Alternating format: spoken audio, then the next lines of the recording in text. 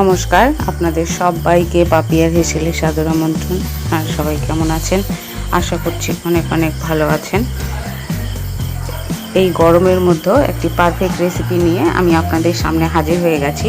আশা করছি রেসিপিটি আপনাদের পছন্দ হবে। এখানে আমি বেশ ছোটও না বড়ও না মাঝারি সাইজের বেগুন নিয়েছি। বেগুনটাকে 4 টুকরো করে কেটে পরিমাণ মতন লবণ আর হলুদ দিয়ে এটাকে মাখিয়ে রেখেছিলাম মিনিট 10 জন্য। এইবারে কড়াইয়ে দিয়ে দিয়েছি একটু বেশি করে সর্ষের তেল।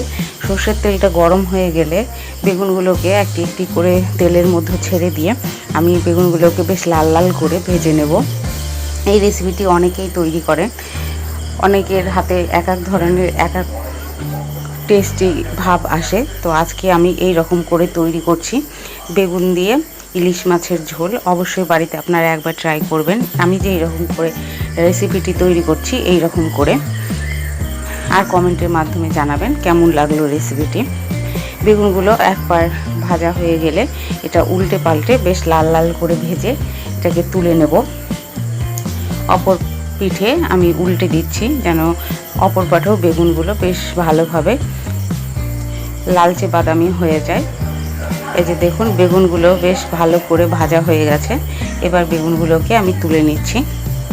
এইবার যে তেল রয়ে গেছে কড়াইয়ের মধ্যে সেই তেলের ভেতরে আমি দিয়ে দিচ্ছি কালো জিরে। এখানে হাফ টিস্পুন কালো জিরে দিলাম, আর তার সঙ্গে দিয়ে দিলাম সামান্য পরিমাণে হলুদ, যেন মশলার সঙ্গে তেলটাও ছিটকে পড়ে না যায়, সেই জন্য সামান্য পরিমাণে এখানে হলুদ দিয়েছি। আর তার মধ্যে দিয়ে দিলাম শুকনো লঙ্কা বাটা, এটা দিয়ে দিচ্ছি কালার আর স্বাদের জন্য।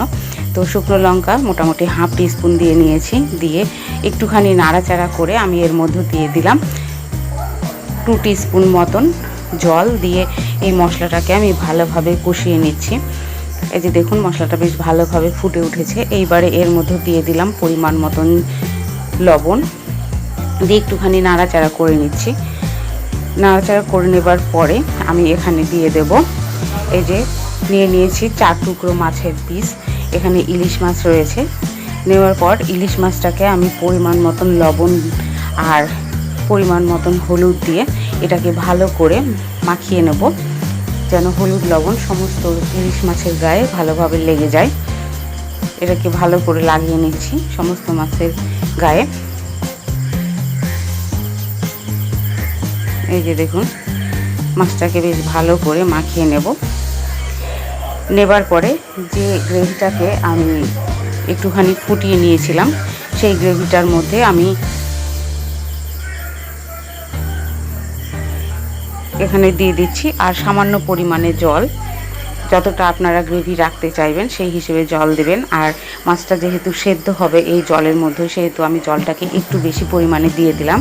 দিয়ে একটি ঢাকনা চাপা দিয়ে এটাকে বেশ ভালোভাবে ফুটিয়ে নিচ্ছি। এই দেখুন গ্রেভিটা ফুটে গেছে।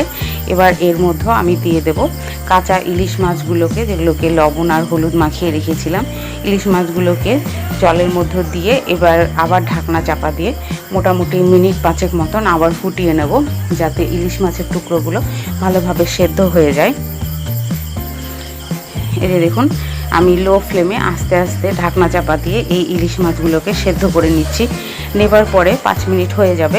এইবার এই মুহূর্তে আমি দিয়ে দেব ভেজে রাখা বেগুন।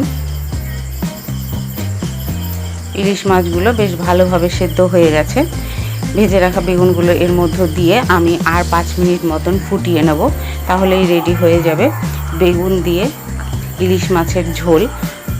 অবশ্যই এই গরমের দুপুরে আপনারা একবার এই রকম করে ট্রাই করবেন। কেমন লাগলো কমেন্টের মাধ্যমে জানাবেন। লাইক করবেন, শেয়ার করবেন বন্ধুবান্ধব আত্মীয়দের মাঝে, আর সাবস্ক্রাইব করে অবশ্যই আমার পাশে থাকবেন। বেগুনগুলো দেওয়ার পরে আমি এখানে দিয়ে দিয়েছিলাম কিছুটা কাঁচা লঙ্কা চেরা, দিয়ে আবার 5 মিনিট মতন ঢাকনা দিয়ে এটাকে ভালো করে ফুটিয়ে নিচ্ছি। নেবার পরে ঢাকনা উঠিয়ে আমি এখানে সর্ষের তেল দিয়ে দিলাম সামান্য পরিমাণে। সর্ষের তেলটা দিয়ে একটুখানি নাড়াচাড়া করে এটাকে নামিয়ে নেব, তাহলেই রেডি হয়ে যাবে বেগুন দিয়ে ইলিশ মাছের পাতলা ঝোল। এইরকম করে অবশ্যই আপনার বাড়ির লোকদের গরম গরম ভাতের সঙ্গে সার্ভ করবেন। তো দেখুন অবশ্যই কেমন লাগলো রেসিপিটি আপনারা বাড়িতে একবার ট্রাই করে কমেন্টের মাধ্যমে আমাকে জানাবেন। আর আমার সম্পূর্ণ ভিডিও দেখবার জন্য আপনাদেরকে অসংখ্য ধন্যবাদ।